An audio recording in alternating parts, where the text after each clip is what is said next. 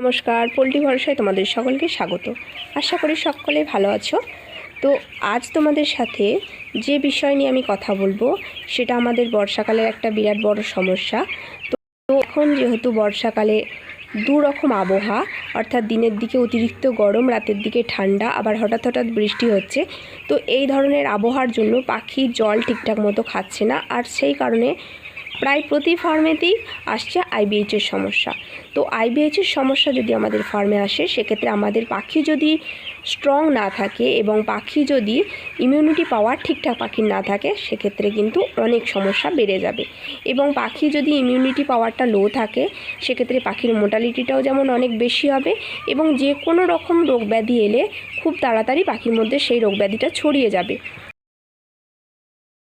তবে বা মাথায় রাখতে হবে যাতে করে এই বর্ষাকালের সময় আমাদের পাখির ইমিউনিটি লেভেলটা অনেক হাই থাকে।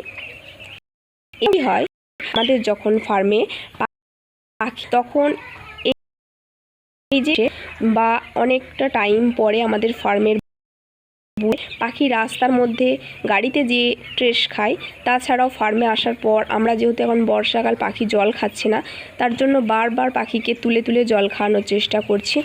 তো এই যে একটা ট্রেস, তাছাড়াও ব্রুডিং, যেহেতু এখন প্রচুর বৃষ্টি হচ্ছে, ঠান্ডার জন্য আমরা চার সাইডের পর্দা দিয়ে ব্রুডিং করছি, এবং এর জন্য ভেতরেতে একটা ঠিকঠাক মতো বায়োসিকিউরিটি মেনটেন হচ্ছে না। ফার্মের মধ্যে একটা অ্যামোনিয়ার ঝাঁজ ব্রুডিংয়ে তৈরি হচ্ছে। এছাড়াও ব্রুডিংয়ে পাখি যদি কোনোভাবে গ্যাস খায়, তার যে একটা টেস্ট তৈরি হয় পাখির মধ্যে। এছাড়াও প্রথম সপ্তাহে আমরা যখন ভ্যাকসিন করি পাখিকে, তখন ভ্যাকসিনের যে একটা ট্রেস হয়, তো এই সমস্ত ট্রেসগুলো যাতে পাখি মেনটেন্স করতে পারে, এই সমস্ত ট্রেস থেকে যাতে পাখির মুক্তি হয়, এবং তার সাথে সাথে পাখির যাতে ইমিউনিটি লেভেলটা অনেক হাই থাকে, এর জন্য আমি তোমাদের আজ একটা মেডিসিনের কথা বলবো। যে মেডিসিনটা তোমরা যদি খাওয়াও, সেটা খাওয়ালে পাখির ইমিউনিটি লেভেল যেমন হাই হবে, বিভিন্ন রকম রোগ যেমন গাউড, আইবিএইচ, এই সমস্ত যে সমস্যা বর্ষাকালে, সেই সমস্ত সমস্যাগুলো ফার্মে এলেও পাখির ইমিউনিটি লেভেল হাই থাকার কারণে পাখির মোর্টালিটি অনেক কম হবে এবং পাখি অনেক কম অসুস্থ হবে। তো দেখো, এখন বাজারে নানা রকমের ইমিউনিটি মেডিসিন পাওয়া যায়। তো সেই রকম কোনো মেডিসিন তোমরা ইউজ করতে পারো। কেয়ার, এই ধরনের নানা রকম ইমিউনিটি লেভেল হাই করার জন্য মেডিসিনগুলো পাওয়া যায়। এই সমস্ত মেডিসিনগুলো অবশ্যই করে এই বর্ষাকালের দিনে দিতে হবে, কারণ যাতে করে আমাদের পাখিটা স্ট্রং থাকে। হেলদি, স্ট্রং এবং ইমিউনিটি লেভেল হাইযুক্ত পাখি থাকলে তবেই আমাদের ফার্মে কোনো রকম সমস্যা এলে সেই সমস্যাকে রিকভার করার মতন ক্ষমতা আমাদের পাখির থাকবে। আর নতুবা আইবিএইচের যে সমস্যা এখন চলছে, তাতে করে একটা ফার্মে প্রায় 50 থেকে 60% মোর্টালিটির হার বেড়ে যাচ্ছে। তো যাতে করে এই ধরনের কোনো প্রবলেম না হয়, তার জন্য তোমরা যে কোনো ইমিউনিটি লেভেলে একটা মেডিসিন ইউজ করবে।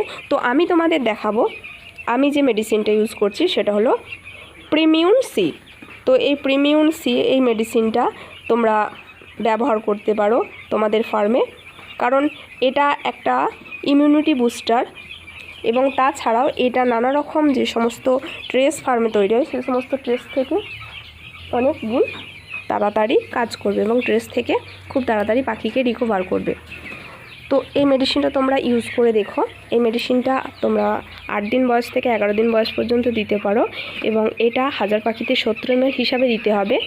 ফার্স্ট সকালের জলে দিয়ে দেবে, এবং এটা অবশ্যই করে জল শোধন করার পর এই মেডিসিনটা দিতে হবে, কারণ জল শোধন, এটা যেহেতু অ্যান্টিবায়োটিক নয়, তাই জল শোধন না করে এই মেডিসিনটা দেওয়া যাবে না। ধন্যবাদ, এখানেই আমি আমার ভিডিও শেষ করছি। যদি আমার ভিডিও তোমাদের ভালো লেগে থাকে, তাহলে অবশ্যই আমার চ্যানেলটাকে সাবস্ক্রাইব করে পাশে থাকা বেল আইকনটি প্রেস করবে, আগামী সমস্ত রকম নতুন নতুন ভিডিওর যাতে নোটিফিকেশান তোমরা সকলের আগে পাও।